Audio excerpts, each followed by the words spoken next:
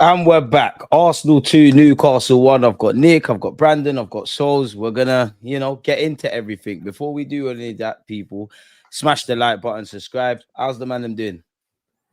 Gassed. Hey, over the moon, mate. Over the fucking moon. That's what we are. And if you're not, I don't care. I don't want to hear it. I'm just gonna argue with you then.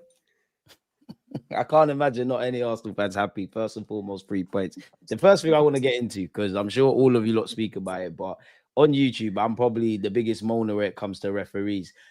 Was it a penalty? Is there an injustice against Arsenal? All of that stuff. Lads, talk to me, man. Because I think there is. My only concern is it's never consistent. That's the only issue I have. It's not just about Arsenal. Why did Sanchez get a red card last week? Same thing, right? But he got a red card that cost Chelsea the entire game. I mean, Maresca went on a mad one anyway, but that wouldn't have happened if this doesn't happen. Then that doesn't affect their future games. So all I'm asking for is consistency. I don't give a shit whether it's against Arsenal, whether it's against other teams. If you're going to give it 1 week, that's now your new rule for the season. That's how I see it. Don't start chopping and changing it when it suits your narrative. And also, when did we start? So this guy who's clear and obvious error as well. I'll just throw that out there. Like whether it took you that long. Do you know what they should be? There should be a timer. If it takes anything longer than 10 seconds to find a mistake, it's whatever the on-field decision is, it is, because that's clear and obvious. Clear and obvious should be 2 seconds. You just look at it once, and that should be the clear and okay, you made a mistake. It shouldn't be let's micro-analyze it, send it off to labs, and let's send it off to Harvard, a business analyst, and let's get the biggest brains, Einstein, from the graves to analyze every particle and every atom of this. Yeah, it's just look at it. If it's clear, like this wasn't a clear and obvious mistake by the referee. You had to micro-analyze the entire thing. And also how referees gotten worse. Yeah, referees have gotten worse with replays. How's that working out? I don't understand. When I was a kid, I actually complained less about the referees, regardless of whether it went against us, because we're like, do you know what? They don't have the luxuries of replays and stuff like that, but they actually got most decisions pretty much bang on. But now they can do replays and watch it again. They've gotten worse. It doesn't make sense to me. The time limit thing makes sense. Do you know what I mean? Like you say, if it takes more than 2 minutes or whatever time limit they want to put, it can't be clear and obvious then if it takes 2 minutes to come up with that. And our whole banter era was off of giving away penalties like that. Do you know what I'm saying? We know that those penalties go against us on a regular basis. I even had people in my stream talking about the Gabriel handball and wanting the penalty for that. Do you know what I'm saying? Like you've obstructed the striker from the striker's going around you, and the idea that there's minimal contact. If that's not in the box, put it this way: if somebody takes that one of your players and it's a foul, there's minimal contact on the ball, but you get the man, that's a foul anywhere else on the pitch. So why that isn't a penalty, I don't know. And like you said before, not knowing the rules, if you're just a viewing neutral, you're sitting at home watching the replay, not really knowing which way it's going to go. Regardless of what you're seeing on the replay, you have no idea which way it's going to go. So it's like they're doing it for the drama of the game more than for the actual sport itself. Facts. Brandon, talk to us, man. You ain't said a word. Bro, PGMOL don't have a clue what they're doing. Yeah, they don't have a clue, bro. Just go and listen to Hal Webb's explanation on Sky Sports with Michael Owen as to why William Saliba got given as a penalty when he headbutted João Pedro. Yeah. His explanation explained that it's still a penalty regardless of whether there's been a slight touch on the ball or not, because the guys took the man out. What's different here? It's exactly the same thing. The shirt that my man was playing in was the difference. This is what we mean about consistencies. I mean, you don't need VAR for them type of decisions. Anybody who's played the game, right, knows that that's a foul. It's a foul. It's a penalty.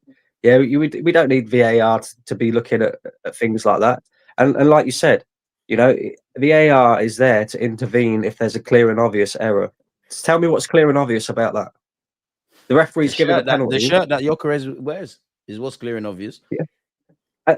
And the funny thing is, right, why is it a problem to say that Arsenal get rubbed the wrong way? Say it again. You can understand it. It's different, right? When you say clear and obvious error, if Gyökeres has blatantly dived, then yeah, fair enough, turn that over. But it's clear, man. He's took the guy out. He's took the guy out. And the worst thing about that decision as well. The worst thing about that decision as well, right, is from a Newcastle perspective, Nick Pope was unreal for them today. Yeah. Yeah. Remember when Arsenal played Man United and David De Gea just saved fucking everything. The Titanic that day. That's what it was like today with Nick Pope in goal, right? But really and truly, if he's stopping a goal scoring opportunity, which he is, he should have been sent off. Yeah. No, but he would have been sent because of but double jeopardy would have come into it because he did attempt to play the ball. Whereas if there's no attempt to play the ball, that's when a red card. Like Colin should have been sent off yesterday because there was no attempt to play the ball because he couldn't have got there. But my other issue is as well, like today, well, we've known this for a long time. The referee today, he's a Liverpool fan, and you do realize he can't referee a Liverpool game, but he also can't referee Everton games because they're a direct rival.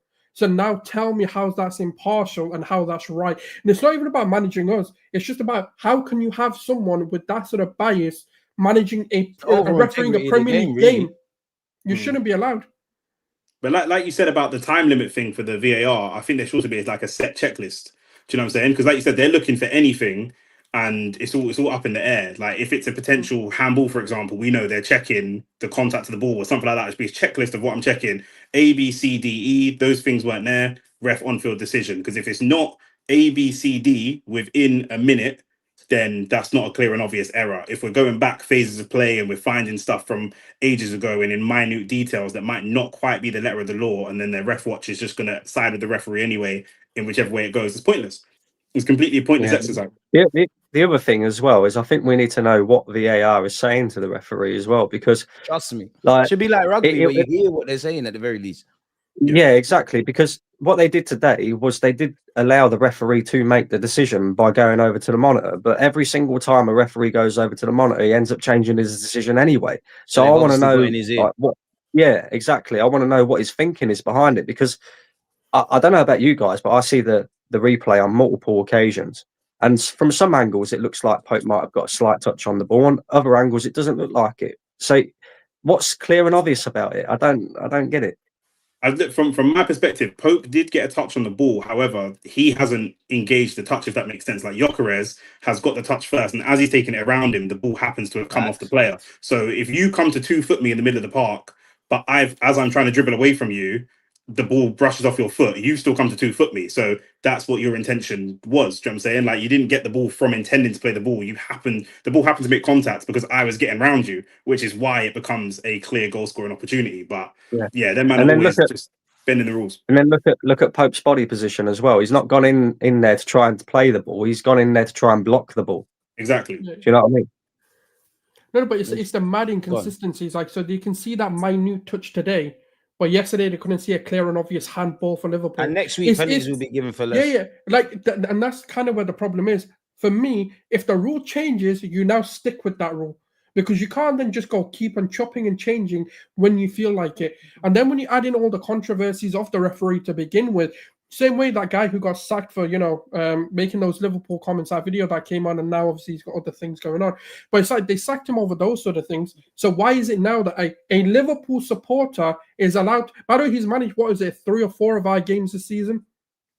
Like, how is that allowed? Like, I'm not here to look. I hate blaming the refs. I'm not a ref hater, or like sitting there and saying, no, you have to go get the job done with, and don't let the ref do anything. But some things have to be spoken about. How have we got guys like this? Is why you can't have English refs. You can't have English-born refs or anything of that nature if they've got any affiliations with clubs. He played his. You know how he got a Premier League job? Because he did a charity game where it was a Liverpool legend playing, and that's where his opportunity came to come into the Prem. This is what I mean. Like all of this. Like even if you look at what's that referee's name? He went into the Saudi league to manage, like to referee. Oh yeah. And then he came back here, and it's like as soon as you do those sort of side deals and side hustles, you're out. That's how it should be. There should be a zero tolerance, and it should be very, very much so hard checked who you support and what your background is. I know the refs ain't played the game, because for me, it's a thing where just look at Pope's initial reaction. Man, them know they're guilty. That tells you everything for me, anyways. Yeah. Facts. The monitor thing's dumb anyway, because like you say, once you tell my man, I'll tell you what, DG, I'll go have a look at that. You're already putting into his head that there's some sort of mistake. To the point of what we said before, clear and obvious error is what we thought it was there for. It's only supposed to be there to check goals, red cards, and penalties. To me, the sending to the monitor thing is dead, because once I'm sending you to the monitor, it means that the error, if there is an error, isn't clear and obvious by the very nature of the error. We are here. If 3 man slowing it down can't determine whether or not there's a mistake to what you've done, then the mistake isn't clear and obvious enough to justify an overturn in the first place. So the whole monitor thing doesn't make sense, and the lack of audio and lack of transparency is insane. Like any other sport, everything's out publicly. You can hear it, all this kind of stuff. Like we have to write letters to the government to try and get these letters on a Freedom of Information Acting just to try and get the audio. Do you know what I mean? Like come like the Epstein files just to get audio for VAR. Like it's ridiculous. Do you know what I'm saying? So that shouldn't happen. Do you know what I mean? It shouldn't happen. Let me be impartial. Yeah, does Gyökeres oversell it? Yeah, yeah. It doesn't matter. It doesn't 100%. matter.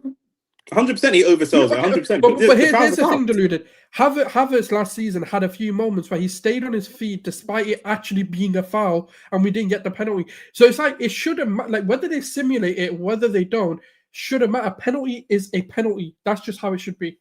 Yeah, the refs are part of the problem as to why players simulate. Do you know what I'm saying? This is what people never really address, because like you say, there's mad times when Havertz has been fouled or Saka's been fouled, and then the ref doesn't play an advantage necessarily, goes on to the next phase of play, and then he loses the ball, and you should have just pulled it back for the foul. If you see a foul, being too honest.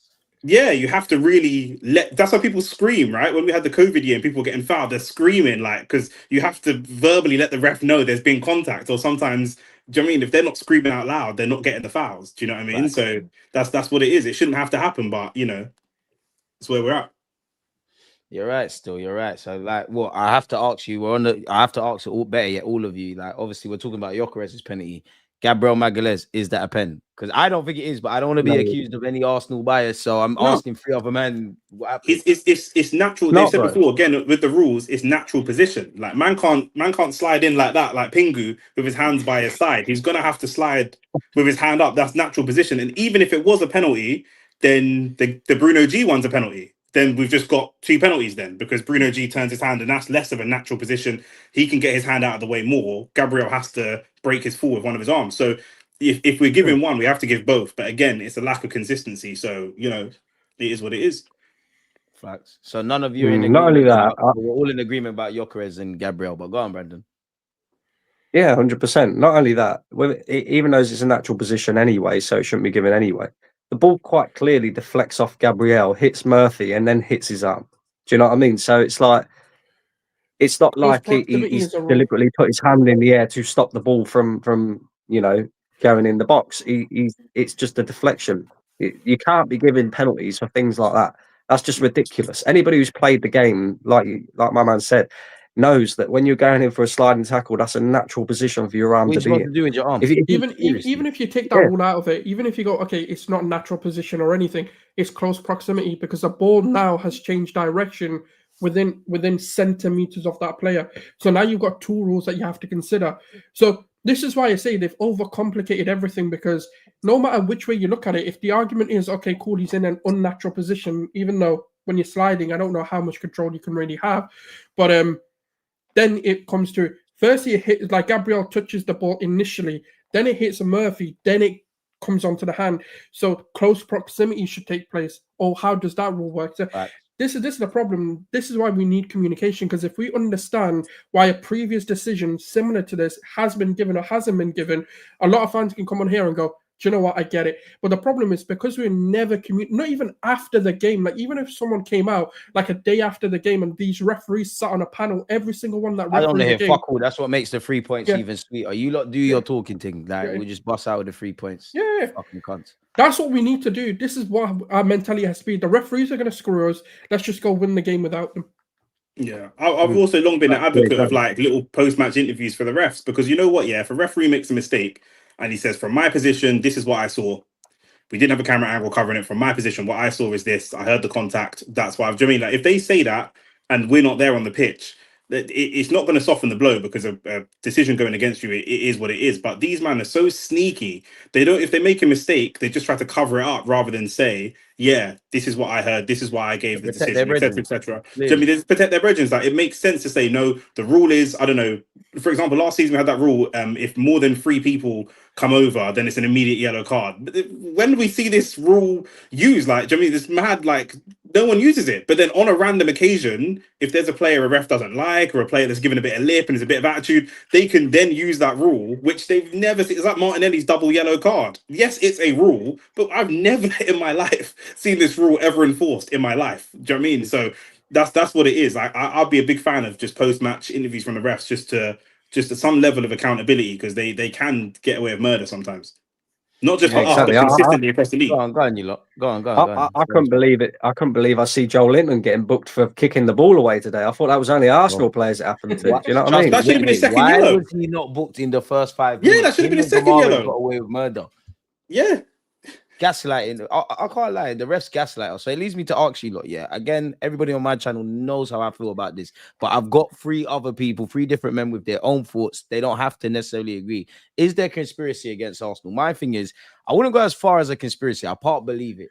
But I do think it's evidently there's one rule for us and 20 million for others. But that's just me. I want to hear you lot's thoughts. I think personally, there's a creative director, and this is a movie script. They want to have certain dramas and certain narratives. I said on my watch along when the kickoff got restarted, I was like, yeah, this ref's acting today, but go on. Yeah, that's what I mean. I feel like they're like parking attendants, and everyone hates them. But they've got their own agenda in it. They've got to get their commission out of something in it, or targets or whatever. I feel like the Premier League's got a target for these refs. You need to give a certain amount of red cards. You got to give a certain amount of drama to bring the viewers in. I think it's commercialized to a degree because otherwise it makes no sense. Otherwise it is blatant corruption. But the issue is, the reason why I'm not going to go down the conspiracy theory route is it's not just against us. Like I said, Chelsea got a red card, but today's not a penalty. So it's like they've also felt hard done by, because they've now lost a keeper. Obviously, granted, it's Robert Santon, they don't even want him anyway, but it changes the game for them within 5-10 minutes. But then in other games, they don't want to give certain fouls because it's too early in the game, and they don't want to ruin the flow and the event of the game. And it's just like yellow. That's why I said Joe Linton's foul 3 minutes into the game should have been a yellow. I said, bro, if this is later in the game, he gets a yellow for that, because and then it would have been a second yellow. We heard the commentators say it as well. They go, "Oh, they probably didn't give it because they want to ruin the game and the flow of the game and the event and the magnitude of the game." And I'm like, who gives a shit if it's a foul, a yellow card, red card, whatever? If he needs to be sent home, arrested, you got to do it. Like, it does. The minute of the game should not matter to why an offence has been committed. So we know we're not getting at St. James's Park, man. How many times have we seen Joe Linton do madness? We all remember when Joe Willock, the ball went out. That's what makes today so much sweeter, man. Like, Bruno G punched Jorginho in the back. You know what I'm saying? He punched him in the back and didn't get a foul. I was like, bro, what am I watching right now? But I will say, the only thing I'll say about against the conspiracy theory piece is the style of football that we play and have always played doesn't benefit us. Even if you go back to the Wenger days, we've never been a team. The last couple seasons with Saliba and Gabriel, we've been much more defensively solid. But going back to the Wenger days, I think that we've not brought it on ourselves, but because we've always been an attacking team, a team that controls the ball, we've regularly seen, when we do lose possession, panic and crazy last-ditch slides and stuff like that into the Emery era, where it was probably at its absolute worst, and Arteta's cleaned that up a little bit. But there is this idea that we're panicky defenders and that we'll dive into challenges really rashly and stuff like that. And we still do it. Like, you know, Saliba against Brighton. I hear you, and sorry to cut you here, but then that's what annoys me, because like it's almost like we were gaslighted into not doing the things we're doing. Now that we're doing it, everyone's got issues. Because I remember, and everybody here is old enough to remember, when we had the quote unquote more smaller technical players, they just told us to toughen up. We've literally seen several legs broken. So for me, I just, like we're all saying, I don't get the level of consistency. The problem is, it's like Granit Xhaka was the one who brought it to light for a lot of people. Because he had this sort of agenda, or like not even like a perception that he's this kind of goon, right? Loose cannon, yeah. So they kept giving him red cards, even though they're like, oh, but here's a 10. It was like, how like there was one time, and then on the flip side, player got a red card. He didn't even touch him. And then on the flip side, you had Son kicking a player, and now like, but he's not that kind of player. It's like, bruv. So the agenda of who this player is carrying into the game, like. And I think again, like you said, because they're not used to seeing it from us. Do you mean when we played Newcastle or City and Havertz flew into a first challenge, they were like, "Whoa, what's this?" It's like, bro, this is how man have played against Arsenal for years. Okay. But do you know the other one? Remember when MLS got his first red card and then he got a second one, and then the whole media agenda was, "Oh, does he have ill discipline? Can he keep a cool head?" And then ever since he's been refereed so differently, and it's just that's the problem. Same as Arteta. When Arteta shouts on the touchline, it's like, "Oh, he's transferring his erratic energy into the team." Yeah. It's like, bro, what? I'm seeing Arteta shout, and I'm seeing the next manager stand next to him shout. Jason Tyndall, Klopp never used to shout and have his teeth falling out. About to say my man's name. He was doing the most today. Nothing happened. Jason does the most every get. Like Arteta does it himself, but Eddie Howe's smart to have like a bully boy next to him to do that. Let my man do it. I'm the good you. Let my man make the noise. Yeah, man, on a Phil Mitchell and Grant Mitchell thing, bro. Do you know what I'm saying? And then like I've never ever heard is the manager shouting on the touchline transferring into the team. I've never heard that before. Like this must be a new thing. When I'm hearing Sir Alex used to throw boots at man's head, he's an elite coach. Like it's like you say, it's just when it comes to Arsenal, gaslighting 101 again. When it comes to Arsenal, like you say, it's just a complete. People just see the whole world differently when it comes to Arsenal. I don't know what it is, but and that's what makes it sweeter. Because for me, like obviously today we won. We made it happen. Everything went against us. Obviously, Mascara's given away a silly corner. I don't want to pile on him. Gabriel Magalhaes hasn't defended well enough. There was a couple moments. What Trossard, Eze, we'll get onto Gyökeres. Definitely Gyökeres, they should have scored. As much as we all hate refs, or I hate refs, or hate the way they ref Arsenal, you have to control the controllables in it. Like not to gas up Liverpool because they didn't get 3 points, but if Liverpool did what we did today, against Newcastle, it's not really big news. But for us, I genuinely think that's the only way we win the league. Like when everything's gone around us, we still find a way to get it done. Which leads me into this segment, man. I'll say on behalf of every Arsenal fan, fuck the referees. Let's talk about the 90 minutes, people. So like quickly, let's go around. Everyone, let me know all your thoughts in relation to the 90 minutes, the good, the bad, the ugly. Did you truly believe we'd win? Everything. See, we go first 10 minutes of the game. I was shocked by what I was seeing because something different to what I'm used to seeing of Arsenal under Mikel Arteta for the past 2 years. We was like moving the ball quickly. First time crosses in the box. I thought, what's going on here? I thought, Jesus Christ, that the man's let the handbrake off slightly. Do you know what I mean? Finally. We was having shots on goal as well, testing the goalkeeper. Do you know what I mean? They started, let alone in the 10.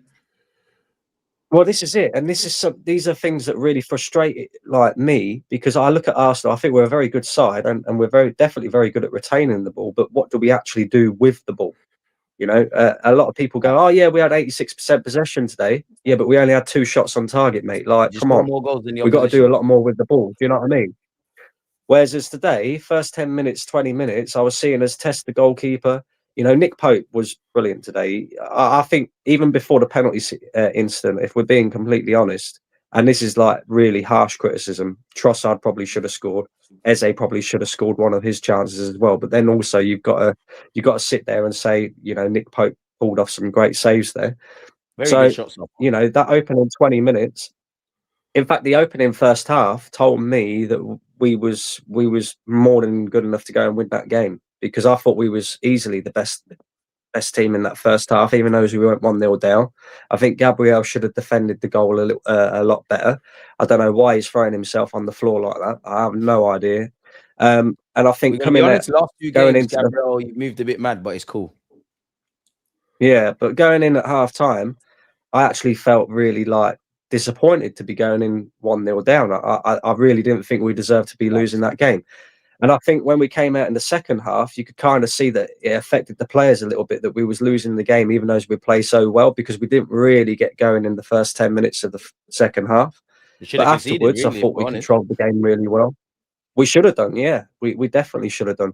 And we rode our luck a little bit, but I think it was always inevitable. I kind of had that feeling. You know, I don't really get that feeling very often with Arsenal, especially when we go goals down, because over the last year or so, because I always feel like we're too sort of reserved and we play within ourselves. So when we go goals down in games, I always feel like we're going to struggle to come back into that game. Whereas today, I had a different feeling about it. I always thought that we could go on and win that game because we'd showed enough in that first half to say that we're attacking slightly different. You know, the front three in particular had the handbrake let off. They was allowed to sort of do things off the cuff a little bit more. We was watching Eze taking shots from outside the box, something that we're not used to. And I just thought, how is he going to use? Yeah, I just thought, how's he going to use the substitutes to kind of change this game into our favour? And I've got to admit, DG, I think a lot of people was probably similar to me. When I saw Marino coming off the bench, I thought, I'm not sure about this one. You know, I don't know why. I would say That's Marino. my guy. That's my guy. I'll never do. But I like Marino a lot as well. I like Marino a lot. Just in the box. Just get in the box. Nothing else.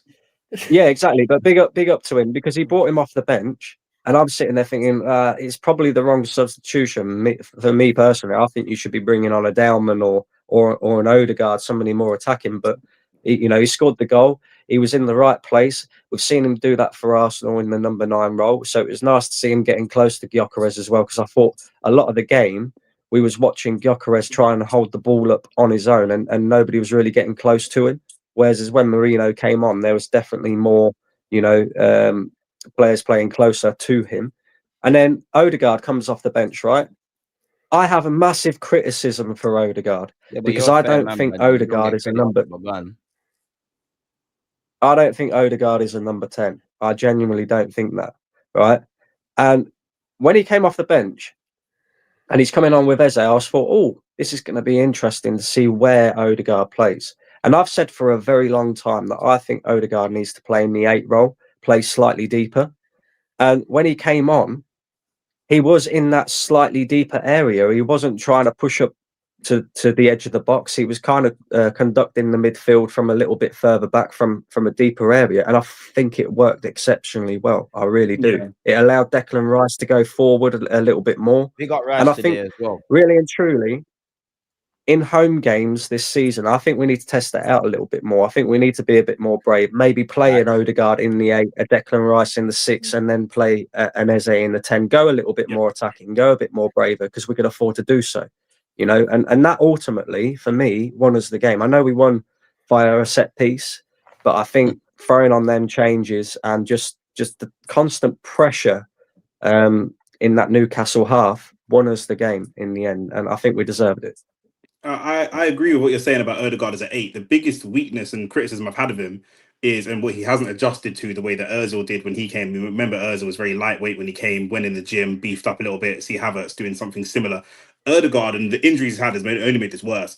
He hates receiving the ball with too much bodies around him. He's not the most mobile in terms of his turning circle, and he doesn't like the physical side of the game, and he hasn't adjusted to that at all. Eze, being a Premier League player, when he's pushing up and picking up spaces in between the back 4 or even between the centre backs and the number 6 on the opposition team, he wants the ball in that space. He's always saying, give me the ball. He's got 3 players around him. He's saying, no, give me the ball. He'll touch, he'll turn. He plays like that kind of street baller kind of style. Do you know what I mean? Whereas Odegaard, he likes the ball with a lot of space around him. And in the 10, especially in the Prem, you were just not getting that kind of space. So having him in the 8, subbed and doing what he did as well on that.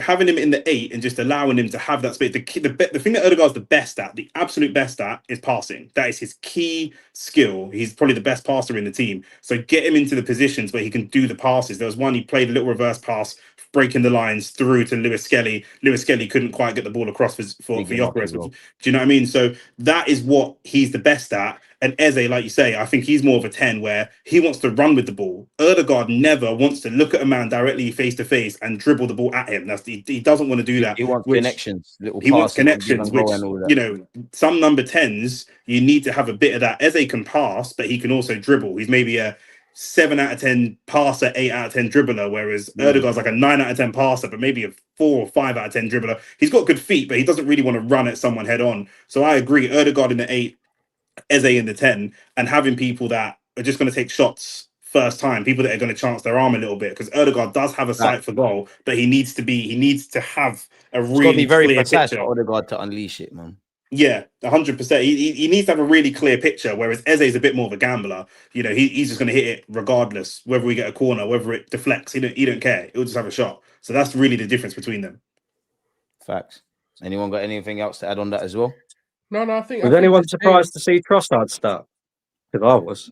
No, I can kind of break it down to why I think.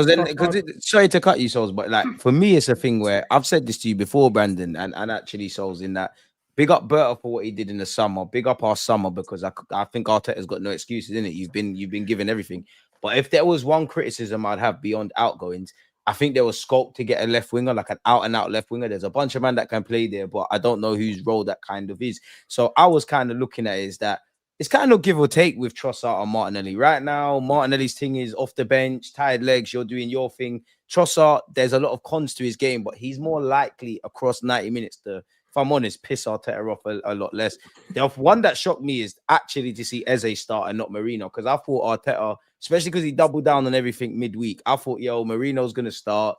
It kind of is what it is. So I like the fact that, and I'm very critical, and we'll get on to Arteta, but for me, I'm very critical of what Arteta does. Today, I think your subs were spot on. I think the 11 was spot on. I've got a lot of criticisms for you as a gaffer, but today wasn't on you. Even if we didn't win, that you did what you could do in it. That's just me, though. Just real quick as well before you go, Sauce. Does anybody know why Wanyeri wasn't even on the bench today? When you find out, let me know. I was trying for him on my stream. It's what's being rumoured. What do you say? What's that? A knock in training is what's being rumoured at the moment. Yeah, that might be to save him. I think personally, I think it's a tactical decision. I just think Arteta thought this is the odd one out kind of thing, but I hear it. No, I think there's the 2 points I want to touch on is the Trossard, and I think there's going to be surprise exclusions in many games, and I don't think Ethan's there has to be if everybody. Yeah, because like we've got a bigger squad, and that means someone is going to miss out. Like don't forget, we still haven't seen Hincampi as well. Like I know he's played a part role in one of the games. I can't remember which one, but he's still yet to come back from fitness and actually be featured in the squad, which means someone's going to miss out again. But in terms of the Trossard, and Ethan, they're the easiest to keep out the team. I'm not saying I agree with it, but they're young, innit? It's the risky free, they've got their own pathways and stuff like that. If they're not, I don't think Ethan, this was the game for him anyway. I think it would have been ludicrous to put him in such a physical game, but he'll get his opportunities. I think we've got plenty of games. We're trying to go for all the cups anyway, so he'll get his opportunity. But on Trossard, I think the reason why Arteta opted for a Trossard rather than a Martinelli is to help Gyökeres. And the reason why I say that is because when you see Martinelli, he's a little bit, look, whether it's criticism and hating on the guy, he's done well in this season, coming off the bench and stuff like that, but he's a very heads down. He doesn't look for his opportunities where the options are, where the passes are, when you can maybe play the striker through, when you can play a winger through, because he's so heads down and focused on what he wants to do.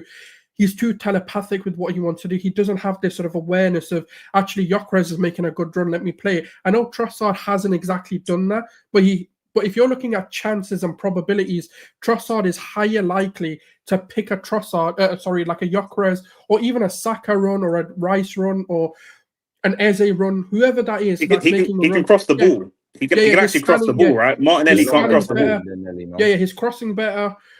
He's just more aware. Even if you say their crossing's on par, their passing's on par, even if you say every skill set's on par, the one thing Trossard has miles over him is scanning. And scanning is one of the most underrated football things, because it's not something we look for. We don't see how many times players scan.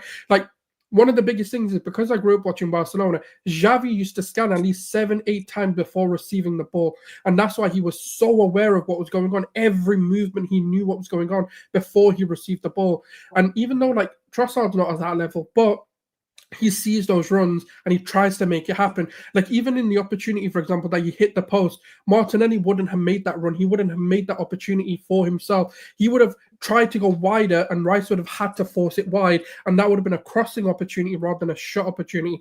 So I think they're the nuances that, and not Arteta does over-engineer everything he does, and these are the little finer details he looks at when picking his team. And I do think Martinelli, at the moment, is a better super sub. Even though Trossard and Martinelli are both super subs, I don't think they are starters. But unfortunately, one of them has. That's what I was saying. We need a left winger, but yeah. Right now. But right now, one of the super sub has to start. There isn't a choice in it. So I'd rather start with Trossard in a game like this. A game, for example, if we're playing Liverpool, it makes more sense because Liverpool are going to give you space. That's when a Martinelli makes a bit of sense. Today, we weren't going to get space. So you need all your agile, technical, lightweight players to kind of play, or as many of them as you can. And that's how you broke them down. And that's kind of what worked. But the other thing that I wanted to say, I think today was the biggest narrative-beating game that we've had, not only from a mentality side, because going into Spain... going into St. James's Park, we've not won in 4 seasons. You know, we've struggled. It's a game that everyone, one of them games you have to win if you want to win the league and all that stuff. Yeah, everything. Like going into it, the amount of pressure Arteta was under as well. Like not just from the media, but from the fan base in terms of his selection, his choices. It would have been very easy for him to be the coward that a lot of people say he is and play a Marino, because that's what we all expected. At that point, we would have just accepted it.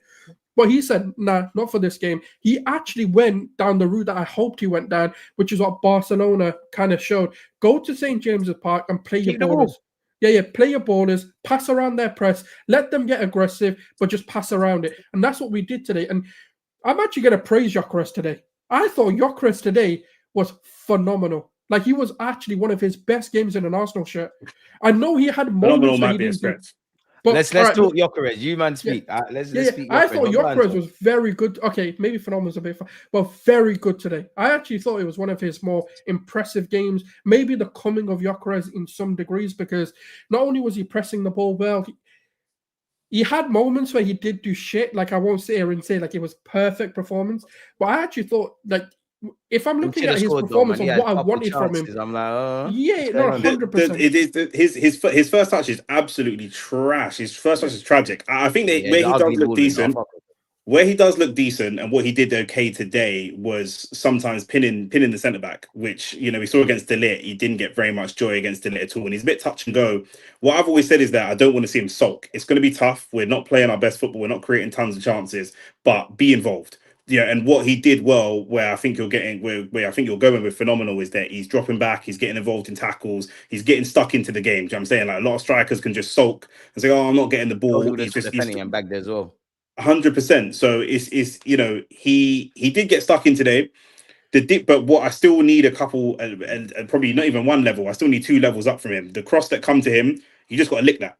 Do you know what I'm saying? If you're a bagsman and you're a finisher, just lick that shot. Do you know what I'm saying? Like, if you know, one chance he used his knee and then, like, I don't know where the ball that's what I'm saying. He tried to take a touch. You're in the 18-yard box. I just need you to put it on target. Not all goalkeepers in this league are Nick Pope. Not all defenses are Newcastle. Newcastle are the best defense so far this season. I need you to just hit them shots anywhere in and around the 18-yard box. Just shoot. We know we score corners, corner FC, and all that banter. We know deflections. We know anything. You're not a guy to take too many touches, and you just need to be able to do that. And to what you said before, I think that's why Trossard started, because Trossard is, if you know that you've got a striker who's lacking confidence, then Trossard's going to be the guy to try and play him in. And I did think Saka's holding the ball for this penalty. It might be a Havertz moment where we give it to Gyökeres so he can get his confidence up and stuff like that. But I do think I can see him getting better. I can see it, but I do think that he is going to be a 9 that across the season is going to be rotated, and we will see whether it's Havertz when he comes back from injury, or whether it's Marino at times, or whether it's, I wanted Trossard in the middle and Martinelli to come on. To be honest, I wanted Gyökeres off, but I could see the value that he brings with Havertz. Havertz is actually better at holding the ball for a little bit longer. Gyökeres is better in if the game's flowing. I think he's better if we punch the ball into him and there's Eze and Odegaard off of him, that he pops it off straight away and then spins and runs. But actually receiving the ball and holding it, I don't think he's very good at that. And we're leaving him a little bit isolated and getting him to try and do that. I think bringing people into play is a little bit better. But I do agree, he didn't sulk today. He stayed at the task. It's a really ugly game for him. It was a great game for the team, but it was an ugly game for him specifically as a 9. He's feeding off of a little bit of scraps. So it was good to see him not just sulking and, you know, staying in it. Especially, I want to see a little bit of arrogance from him. Do you know what I mean? I do, not just the celebrations from the goal, but you're going to have to front up to these centre-backs, these big, strong, physical centre-backs. Should have been given a yellow as well. Opinions on this is like, face, but... yeah, we've seen it when Erling Haaland first came in. A lot of the media narrative and even rival narrative, should we say, was, oh, they look a lot worse because of Haaland. And that was I know not everyone said it, but a lot of people were saying, oh, they look like they've dropped a level. You know, this is why you don't get a striker. This is why they should have stick with the false 9. Do you think that could happen with us in terms of, not that we drop off or anything, but that as the season progresses, we get more used to playing with them? Because at the moment, we're expecting someone to be a bit more deeper, a bit more in the build-up, rather than actually someone that's a focal point. Because there was times where actually I got a bit frustrated with Saka, and someone pointed it out on Twitter as well. And then I do need to watch the game again. Apart from the first 40 minutes, Saka did your thing. After that, I think you're right to come off, where you started making. Yeah. Yeah, because like there were times where like I think Saka could have played Gyökeres in earlier, and there were times where I'm like, okay, the link up is looking like it's getting better with them too, but there were times where I'm like, you just got to play it quicker because now you've got a gunsman, you've got a guy who can be a defender for pace, but you're just not playing them in, and I think that's where my criticism for the overall team comes in more than Gyökeres, because I'm like, how many opportunities are we really creating? Because when he did get them against the Leeds, for example, he took them. When he got them, when he has got those opportunities, he does tend to score. I've not sat here and gone, oh my God, he's missing chances. It's more of a, we're not giving him enough to score. That's what I said. Stay on Gyökeres for me, Car. You had enough to score today. Normally, I'm with that. We ain't created nothing. We ain't done enough. Today is on you, Gyökeres. I wouldn't say you were bad. It's a bit weird in that the hold up play was there, the finishing wasn't. Well, what chance would you say he should have scored though? Like, I think the one where he used his knee, he should have bagged. There was one where he fell over and it's like he kicked the ball onto his other leg. He should have bagged. His general play was good, but I actually feel, all right, cool. We didn't really create that many clear-cut chances, but I just feel today you had enough to work with in it. At other occasions in this season, I thought, oh, we ain't really made nothing for you. You're working with scraps. I still think a bit of that today, but I think you had more than enough. Like I think it's more on you, Gyökeres. Like even me, we'll get onto Arteta, but I'm very critical of Arteta. I don't think it was an Arteta today, but go on, lads. While we're on Gyökeres. See, I slightly disagree with you, DG. I think the only chance that Gyökeres really had that you probably should say, yeah, you should be putting that away is the one where he slips and it hits his other leg up. I think that one that comes in the box. Not the knee one, not the knee one. He's touched his file better yet. Come on, man. He should be bagging that. No, you know the one where he's falling on the floor and then chopped the ball. That's the only chance I'd say that's your bread and that's what I've been sold is your bread and butter. And that's the only chance. I think the one where he tries to control it, where the cross comes in, it's hard to finish that first time. It's difficult to finish that first time. I think you're right. I think he should try and hit it first time. But I think it's difficult to finish that first time. I agree with Sauls in the sense that I think Gyökeres worked very hard today. You look at the defenders that he was up against as well, like Botman and Dan Burn at times. They're big guys, they're big physical guys, and I think a lot of the time Gyökeres had them in terms of physicality. It does come down to service really more than anything else. I think we have got to put more quality chances in front of Gyökeres and get him in better positions in front of goal. But in terms of his work rate and what he's trying to do and the improvements that he's made since he's came in, I do think he has improved. And I do think you will. It's funny actually because people were saying, he's going to be a flat track bully, as in he's going to take the piss out of the teams, lower down the leagues. I hope he does. I think he will be that type of player. We lose. Yeah.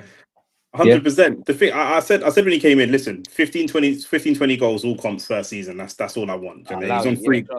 He's on 3 goals, and I said I'm only judging him like Darwin Núñez. I'm judging him by the goals that he scores when we provide for him. I'm not there's too many tacticos judging him by all this other stuff. I'm not judging him by top speed hit and step overs and all this kind of stuff. That's all right, because people just come in my stream talking about, he's got Lukaku's first touch, and it don't matter if he bags. He bags. Do you know what I mean? Today, the service wasn't great. I thought the same thing about the crosses, to be fair. A couple of times Saka was doubled up on. Saka's popped it out to Timber, and Timber's cut back on his left foot. And I thought, just drive that cross across the box. I don't know if there's a catch-22 with if they don't trust him yet or whatever. And when those balls come in, though, what he does need to do, because I can't remember if it was City or Port Vale, but there was one where Trossard put it through the leg of the defender and it's come straight across the 6-yard box, and he just kind of weren't really ready for it, and he just weren't quite ready for it.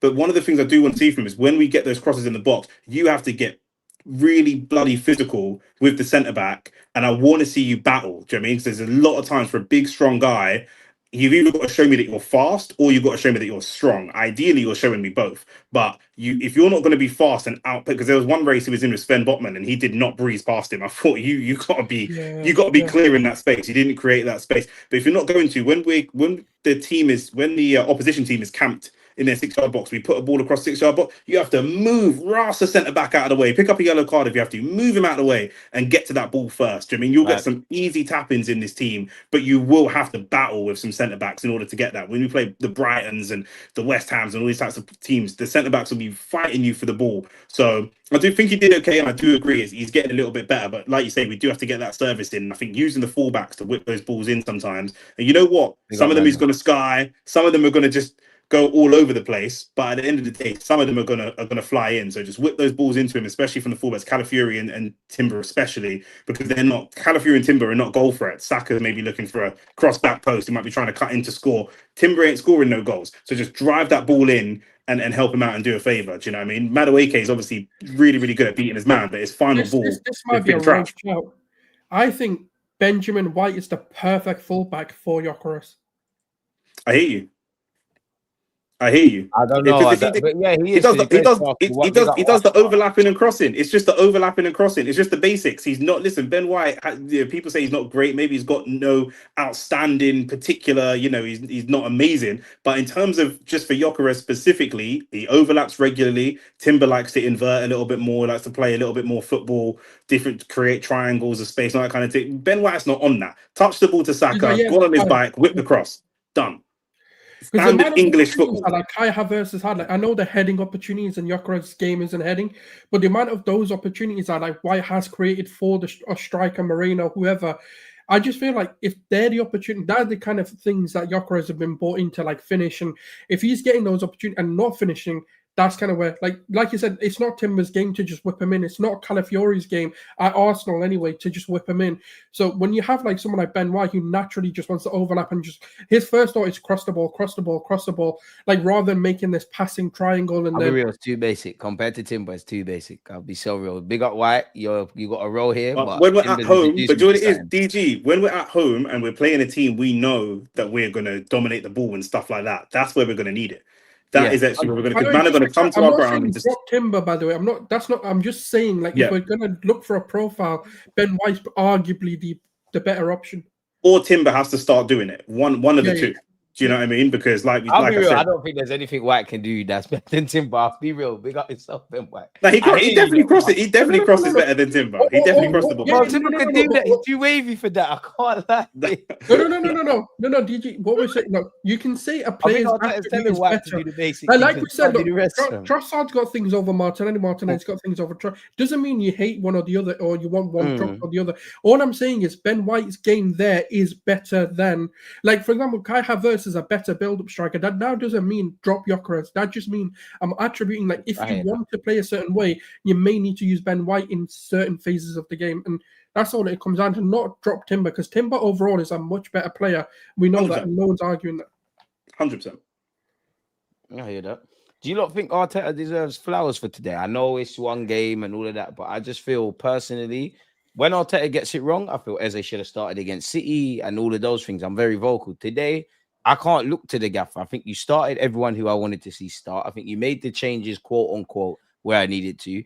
Even during the watch along in the second half, I said at halftime, I was like, all right, the first half's not on Arteta, whether it's gone good or bad or whatever. Second half, I'm looking for game management. And then obviously you made a couple changes that worked. Does he deserve credit for today? I'm not going to say yes and no, and not to be a contrarian and try and go viral, but I just think that this is the standard of what we should be doing, if that makes sense. So it's not, if we had lost, it's not going on him because it was Mascara that led to a corner and it's bloody 7 foot striker who's good at heading the ball and Gabriel goes down easy and stuff like that. But he as you always hear people say, especially Rants, you hear Rants say this all the time, he coached a winnable game, if that makes sense. I mean, so had we not won, I would be saying he coached a winnable game. That being said, at Arsenal Football Club, this is the style of football we expect to see. And under Arteta, we have seen this style of football before, not last season, but the season before that. So this is, yes, he deserves his flowers, he deserves his credit, but this is absolutely what I expect to see. When I hear that we have Eze and Saka and Trossard and Martinelli and all this attacking talent, I don't expect to see a lineup of Rice, Marino, bloody Mosquera in the 6. There's just no, do you know what I mean? That's not what I expect to see. Don't overthink it. Do you know what I'm saying? Yeah, don't you know what I mean? Like me and my man are saying, bro, Ben White down the wing, cross into the box, finish. It can sometimes be that simple. Do you know what I mean? When we actually, although he made the great tactical changes to this game, but some of the the game winners that have been coming in the games, obviously Martinelli and stuff like that, these are men that's been here.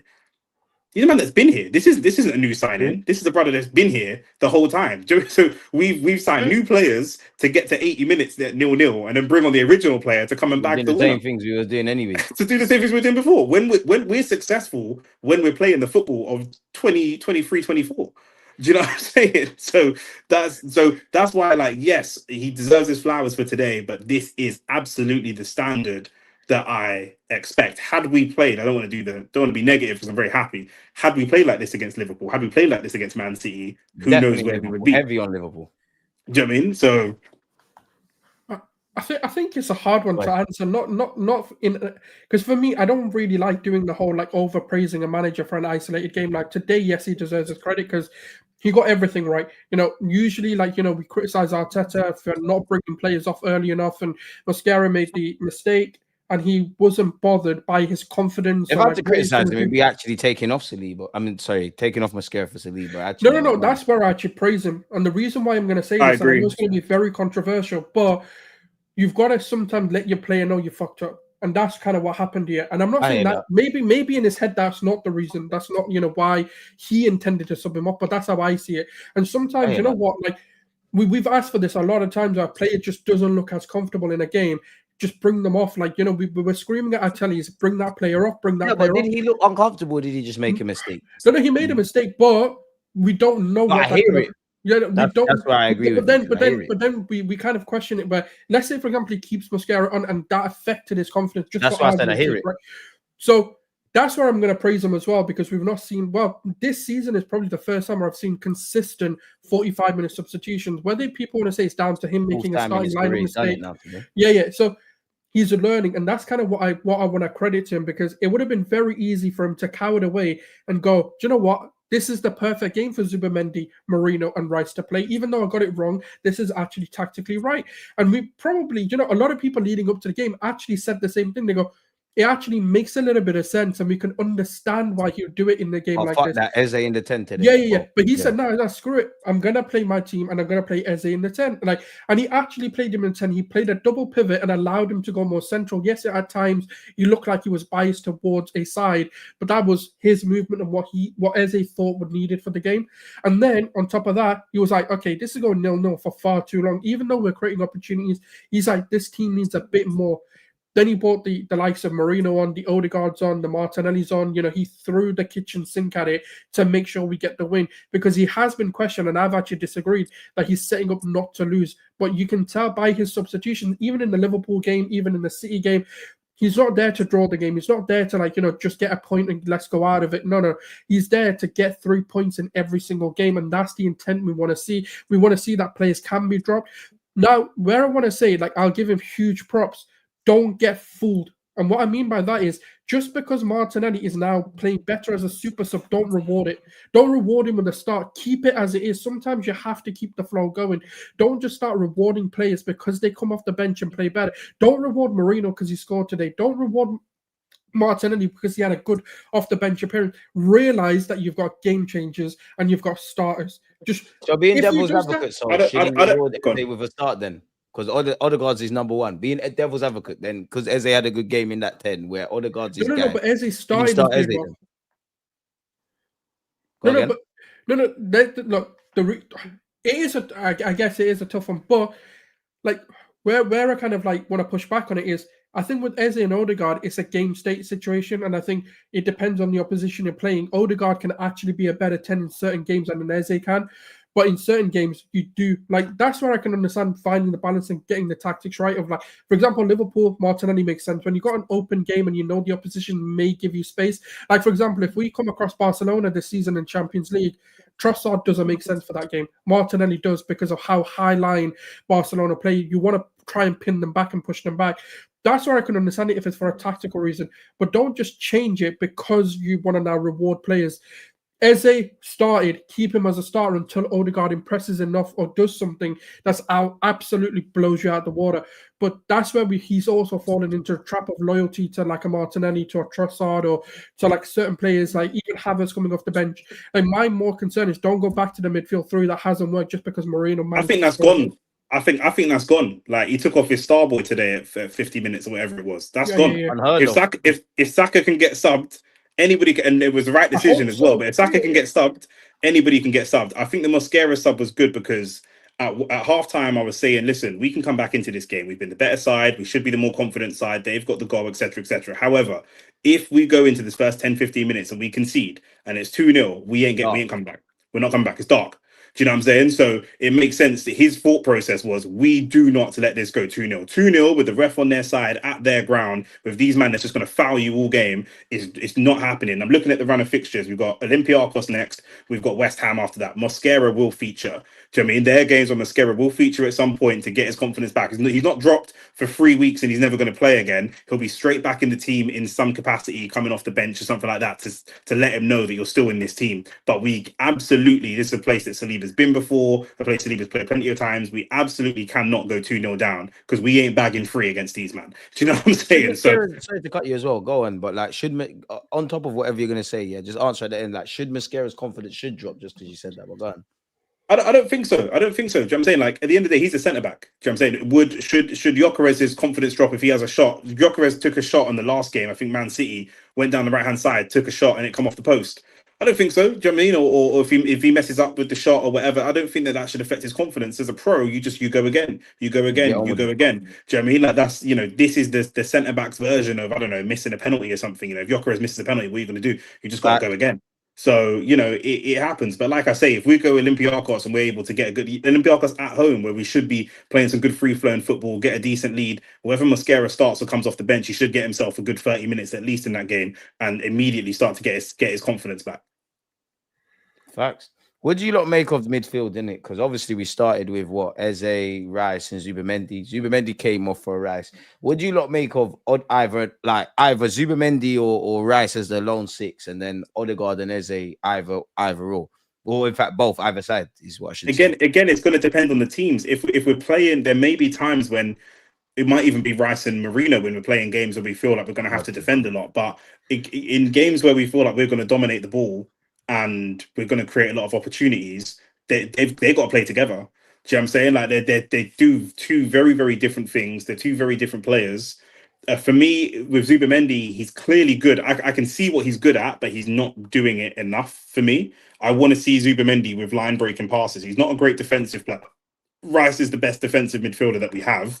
We've got him in the 8, and we're doing the Jorginho thing of playing the Regista at the 6. But that only works if you're going to be a quarterback. And I'm not seeing Zubimendi do the quarterback. He can do it, but there's a lot of sideways passes from him. If I see sideways passes from Rice or I see sideways passes from Marino, they ain't really got the tech to be driving the ball in between the lines. But Zubimendi, you've got the capacity to do that. So when you're not doing it, I see you as kind of passing the buck and passing the responsibility a little bit. I need to see you breaking the lines when they're sitting deep, and you need to make sure that we're cracking it, especially if it's Zubimendi and Odegaard. I think this is sideways central. But if it's Zubimendi with Eze there, Eze's going to go and occupy some space, like I said, and he's going to create space because Eze don't mind receiving the ball with 2 or 3 players around him. He'll drop the shoulder or do a step over. He'll do something. There'll be times when Eze loses the ball, but he's going to do something. Odegaard just point blank doesn't want to be there. He wants to look at the game forwards in front of him, whereas Eze. So I think Rice in the 6, Zubimendi in the 8, and maybe Eze in the 10, or Odegaard and Eze in the 10. But Eze's got to be like the kind of pressure release valve for me from that midfield, in my opinion. I hear it. Do you lot think Odegaard deserves praise today? I think people, I'm a big fan of, if you're gonna critique players when it goes left, give them the same energy. Like, that's why I've said with Mikel Arteta, many a time I've questioned your in-game tactics, the 11 you've started. So same energy today. I think you got it spot on. Everybody's quick to get on Odegaard, and I am as well. I'm a big fan of Odegaard, but I just think he's a bit of a pussycat. Today, I think you stood up to be counted. I think you did well. I think whether people think Arteta is a good or bad manager, that's their business. But I think, like, Arteta's made the change in it, and Odegaard's come on to the point where Odegaard, I think you've done well anyways, but you make your manager look a bit better because you're doing well. Like, what did you lot make for Odegaard's appearance today? I think he did his thing today. I'll be real. Odegaard did what? Sorry, go on. I was going to say, I mean, I'm biased because I love Odegaard. I think he's arguably one of the most technical players we have at the club at the moment. And I think a lot of people have written him off in the last sort of 12 to 18 months. And, justifiably, I'm not sitting there and saying he's been good or he's deserved praise or he deserves backing. But what he did today, we know he can do this. It's just a case of getting the best out of him and when to get the best out of him. He's that kind of player where you do need other creators with him rather than him being the sole creator, or you have to bring him more into the central and kind of get him to play a bit differently. The problem that he's had in the last sort of 12 to 18 months is the fact that he's having to come deeper to get the ball. Whereas you want him in that sort of not too deep, but you also want him a bit forward. Bare things, I'll be real. Yeah. So that's kind of why I think today worked perfectly for him, because all he had to think about was the pass. But what I also want to emphasize as well is his game is better when he's on the left side of the pitch or the left channels of the pitch more than he is on the right. Because he's on his favorite side. Things you can do on the left and 1, 2 touches. On the other side, it's 3, 4. Yeah, like the Miles Lewis Skelly comes off the left-hand side. Like, most of his good work at Arsenal has come when he drifts more to the left. So there is an opportunity, and I don't think against the big teams you should be playing that midfield of, Rice and Zubimendi with Odegaard and both Eze and Odegaard playing. I think against no disrespect to them, but the lower oppositions where you're going to dominate the game, I think there is actually more benefit of having them both on the pitch to do those different sort of things, because Odegaard's a brilliant presser. Eze's learning that the way we want him to press. I know he's a great ball recoverer and he does actually tackle quite high up, but he does it in a slightly different way. And Odegaard's a more press trigger and he's the leader of the press. So yeah, I think Odegaard deserves a bit of praise today because he stood accounted for, and that's what we've asked for. Can you go away from home and be accounted for, and not just a passenger on the ship? He like, if you're looking at Eddie Howe's comments, if you're looking at other people's comments, Odegaard orchestrated this comeback. That's the reality. Like, if people want to disagree, that's fine. But he was the key to why everything just ticked again. That's what we need. That's what we're asking for. Just if you're the captain, you want to be the leader, you want to sit there and be the spokesperson for Arsenal, for the players, then be accounted for on the pitch. Forget about you saying, I'm the captain, I'm this, I'm taking... No, if you're going to say you're taking responsibility, do what you did today. Lead by example. That's all we care about. Your words don't mean shit to us anymore. And that's the same with Arteta. Your words don't mean anything. We can sit there, listen and analyse your press conference, but if the actions aren't there, I don't really know what you want me to take away from it. Yeah, I think with Odegaard's also come on at a good time, right? Odegaard's come on at a time when they are camping in their box, which means not all he has to do, but that's very much tuned to his game, where he can unpick a lock and start to find those gaps, whether he does a reverse pass, if he opens his body up and finds the pass to Lewis Skelly, does the reverse pass to Saka, he's playing on his left foot, like you say, he's on his favourite side, he can do that. Earlier on in the game, when they're a little bit more out and at us and the game's a little bit more physical, I don't think that's the time to use him, or that's really, so Zubimendi hasn't necessarily had the impact that he's had, but Zubimendi's done enough to push them back, because at that point when Odegaard came on, it was still 0-0.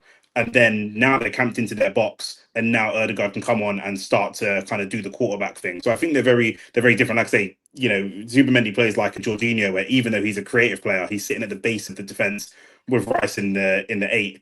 Whereas Odegaard is also creative. Rice is going to drop back, but he's going to push on and be creative and try to unpick a locked door a little bit. So again, I think stuff like that is really good management from Arteta to know when is the right time, because if you've got Joe Linton and Bruno G running around kicking man and elbowing man, you don't really want Odegaard to stand up to that. But if you've got, if they're camped back in their box, that's when you want Odegaard to come on the pitch and do something. I hear you. So is Odegaard more of a starter, or is he like a Swiss Army knife? Like, there's games for you to start. Obviously, if there's context, is like today we box smart, then you come off the bench. If it is what it is. Like, has he gone from being like one of the definite starters in you lot's mind to more of a tool? Has it changed with Arteta? Because I reckon at the end of the day, he's Arteta's captain. He's gonna play. I think he's still a starter for me. I love Eze, but I think Eze's got a place on the left-hand side. I think Odegaard still, for me, offers a lot of intangibles that I do like against certain oppositions in terms of what he does off the ball for us. He wins the ball up a lot higher. And I do think now that we've got this battle ram in Gyökeres, and he's not going to occupy the same spaces that Kai Havertz comes into. So where Odegaard thrives is playing those needle passes. And that's where I think Gyökeres... But do you see a better Gyökeres when Eze plays as well? Sorry to cut you. I just wanted to throw that out there because you said that. No, obviously today we've seen that as well. And that's why I'm saying, like, the more creators we can get on the pitch in the most efficient way. Because I get it. You're not going to go and, destroy your midfield in terms of get a Rice off there, get a Zubimendi out of there, let's get 2 creators and play a 6 in either one of them. Sometimes you are going to still want that solidity to allow your defenders to still be what they are. And you know, you can put Eze on the left-hand side. He's played there. He's comfortable there as well. We've seen good games, even the Liverpool cameo, for example. Then you've got Odegaard feeding these sort of balls through. You can solve a lot of problems doing this as well. I think what's going to happen this season, and it's going to surprise a lot of people, we're going to bring to live horses for courses. I think there's going to be games where he may drop Odegaard, even though he's his captain. He may drop him because a lot of people are like, nah, but it's the captain. But Odegaard has actually been dropped when we need to score more than any other player. When we've needed to chase a goal, he's usually the first to be sacrificed. So I don't think it's a case of your captain can't be dropped. I think Arteta's just going to look at the game, look at the opposition and go, what do I need to do to win this? And I think that's why, like Eze, Odegaard, I don't think there's going to be a conversation. I think it's just going to be who suits the best to beat the opposition. I hear that. I keep arguing with rival fans because they're talking about the technical ability of our team. Like, say, Gyökeres isn't this, and this player's not this, and why is Arteta doing this? And I think, yeah, on paper, if we're playing FIFA, it's going to be Rice in the 6, Odegaard in the 8, Eze in the 10. However, this isn't FIFA. And like you say, we're going to have to set up accordingly to certain teams. Do you know what I mean? We all thought that Mourinho would probably start to deal with the physicality and create a bit of protection. Him and Rice can protect Zubimendi, who can be the kind of regista type player. Like I said before, we all thought that Saka would probably be a little bit better than he was. We all thought there's ways that we all thought that the game was going to pan out. But actually, and there'll be a time for Odegaard in the 8 or Odegaard in the 10. Maybe he can play balls over the top and, you know, get Gyökeres running in behind, etc., etc. But at the same time, what you really don't want to do is have that 11, let's say Saka, Martinelli, Gyökeres, Eze, Odegaard, and then it's not working. Then you look at the bench and go, shit, who have I got? All my best ballers are on the pitch. So there is an element of, okay, let's not go gung-ho. Let's be a bit strategic about it. And some of these players are going to be real impact players in certain times. So he's nowhere near losing his position. But I do think that, you know, he's going to be used in a very different way. And this is what you're going to see. When you've got a manager that's got the squad that he wants, which it seems like Arteta has got, this is what you're going to see, because he's got a set vision in his mind for what all these players can do. He can tend to over-engineer it sometimes, but there will be times for White, there will be times for Timber instead, there will be times for Eze, there will be times for Odegaard, there'll be times when Eze plays on the left. All of these different things, do you know what I mean? These are the things that he thinks about, do you know what I mean? So, you know, that's what we're going to see this season. So my final question for you two then is, like, obviously when you see us win, obviously with the VAR and everything, is this the mentality of champions? Is this the performance of champions? Does this kind of result and how we got the 3 points make you think, you know what, we might get this done? Especially because Liverpool dropped points. 100%. I think that's the key, because a lot of the questions were, can Arsenal capitalize if Liverpool were to drop off? Obviously, we're the ones now chasing the points and stuff. Now, Crystal Palace, obviously, last minute, you know, brilliant. Eddie Nketiah doing us a favour. Academy boy, always, you know, big up.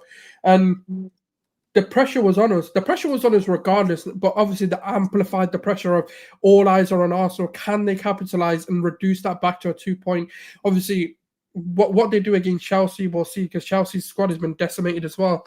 And, you know, that's the mentality that we wanted to see. Will these results affect them? If they drop points, can we capitalize? And we did. And that's the thing. And we also done it despite the controversies and everything that happened in the game, that normally our heads drop, we lose our heads, someone gets a red card for these sort of things as well. You know, we all managed to keep it composed. We played our game. Arteta did his thing. It was like as if like there was no fear in this game. And that's kind of why I'll say if there is a game that we look back to, it could be this game if we go on to win the league, because this could be the turning point, not just for the players of saying, look, we can do it. We've got the quality to go and beat a team, even if we need to score in the last 10 minutes, 20 minutes. But what I think it is, Arteta's head has to turn as well and go, I don't need to be so defensive. I can play a 10 regardless of who that 10 is. And I don't need to play 3. I don't think Moreno is a DM, but I don't need to play Moreno as my sort of 10, 8, whatever you want to call it. On paper, you don't need 3 DMs. Yeah. You don't need that solidity so much, because your defense is actually more than capable. And you've seen it today, regardless of what Newcastle tried to throw, other than a mistake in a corner, you know, that sort of situation happening, we weren't going to concede. We didn't look like conceding either. They had one opportunity in the second half, and that was about it. After that, it was all Arsenal. So I hope he just learns his lesson, and that's when we can sit there and go, yeah, cool. The mentality's changed, the culture's changed, whatever you want to call it. That's when I can sit there and go, yes, coming back to this game, it's a hindsight game. Yeah, I think it's another reason that Eze starts. Like Sol said, there were so many narratives going into this game, and you've got to say right now in the Premier League, looking at the table, Liverpool and Newcastle are probably two of the hardest places to go. You know, there's some of the other places that have kind of dropped off. Do you know what I mean, Villa's dropped off, Forest has dropped off. You know, these guys. You know, we already won at Man United. We've been some really really difficult grounds, and I think it's another reason that Eze would have started, because you look at, if I'm wondering. Even when we were 1-0 down, the confidence was there because of the good work we did in the first half, which a lot of that was down to Eze. Does Odegaard, if we're losing 1-0 at half time, does his performance give us that type of confidence? Do we go in because Odegaard is more looking to thread the ball? If I'm Probably real, not. Probably not. If we got Odegaard starting instead of Eze, and he's looking for passes to Saka, he's looking to cross the ball into Gyökeres, who's not the best in the air. I love Odegaard, you're right. We're probably not going to go in with that type of mentality. But Eze has given us such a platform to go and be confident and go, you know what, we're 1-0 down. I thought, and you guys thought as well, we'll come back into this. We will come back. I thought if it goes 2-0 down, it's over. Yeah, but 2-0 down, 1-0, I was like, yeah. 1-0 very much thought, and a lot of that is because of the good work that Eze did. So, do you know what I'm saying? Like that for me is a really important conversation. So, yeah, when you talk about champions, it is the squad depth that we've got. At the end of the day, Liverpool have Ekitike and Isak. So it's going to be a mountain to climb. Do you know what I mean? It could be one where we are very, very impressive, but these men spent 150 million on the striker, which we didn't. But we're showing a lot of the stuff. We're showing a lot. We've got a lot of pieces to use. It used to be if Saka has a good game, we win, and if he don't, we lose. Saka can have a bad game. I'm saying today was a bad game, but today he can have a quiet game where he's not really effective, and we can still win.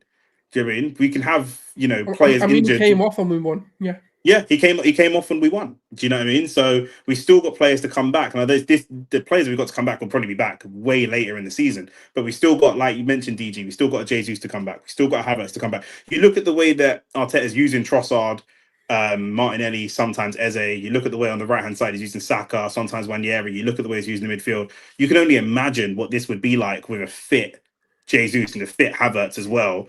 And you're going into a situation where I was talking to the United boys about how predictable they are. When everyone's fit, you're going into a starting 11 and thinking towards the end of the season, last 10 game season, bro, as the opposition manager, I don't know who's starting.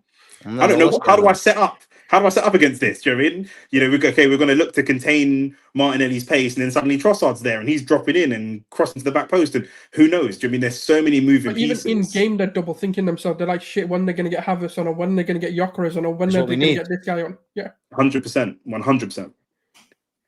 Can't lie, man. What is this said? I can't lie though, man. I like the way our squad has formed over the years, from upgrading on Jesus and Zinni to getting young invincibles like Hinkapy. It's very exciting. Slow down on the invincible thing. For me, I'm happy today because 9 times out of 10, let's be real, that result is probably 1-0 to Newcastle, and rightly so. We'll talk about the performance. We'll talk about the fine margins.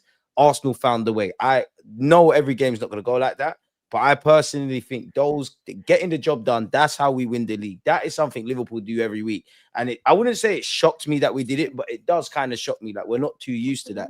That needs to become the minimum of our football club. Granted, I would love to, the Trossards, the Ezes, the Gyökeres, you bagged the referee giving us a penalty. Goals and moments change games, and it went against us, but it went for us. So we did our thing.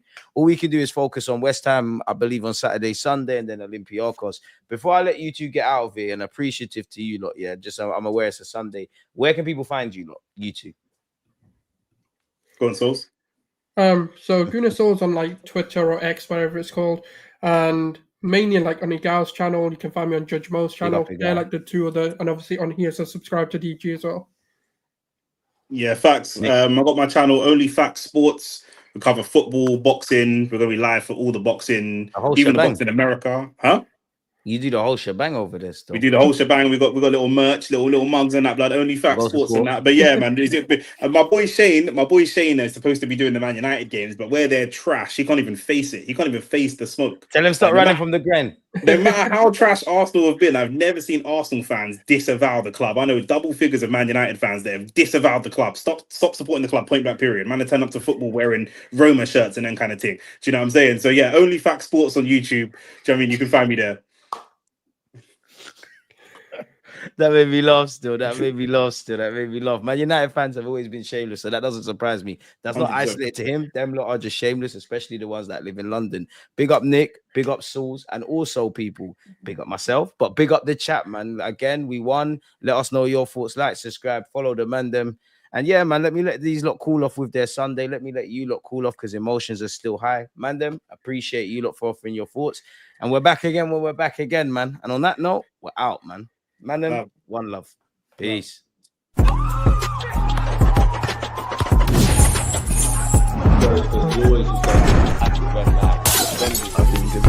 Like